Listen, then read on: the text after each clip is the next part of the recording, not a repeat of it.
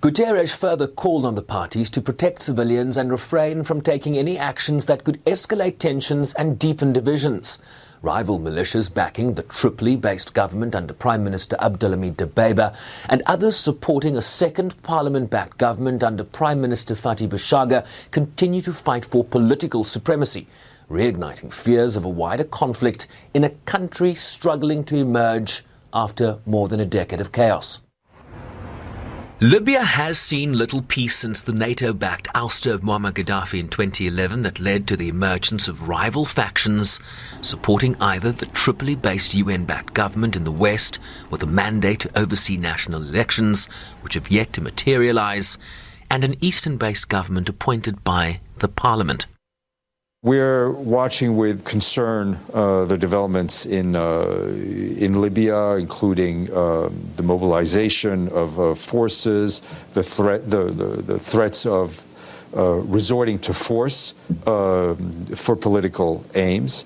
I think it's very important that there is a de-escalation on that front, and that everyone keeps in mind the needs of the Libyan people. And those needs are political harmony, their peace. Nobody wants to see anything go backwards.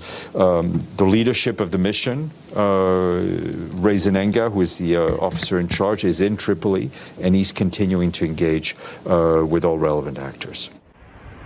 After relative calm returned to the capital Sunday, a day after what is viewed as some of the worst fighting in 2 years, where forces aligned to the parliament-backed Eastern administration failed to dislodge the Tripoli-based so-called Government of National Unity. We will not leave this country to the miscreants. Be sure, this is our country. This is Tripoli. We defend it with dignity and pride. As for you, thank God you're safe, and for those who were killed, we wish them God's mercy. When they saw our city, Tripoli, in peace, they were jealous. Those who think that they can stage a coup, we tell them the coup era has now passed, and those who want elections, we are ready for elections. We are not moving forward unless we go to elections. And if they want otherwise, we have men.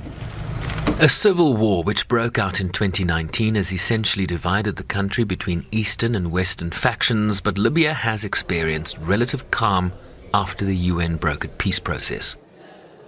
It's that UN-brokered political dialogue forum that installed the Al-Dbeibah government in Tripoli in February last year, charged with taking the country to elections due last December, a process that has now indefinitely been postponed.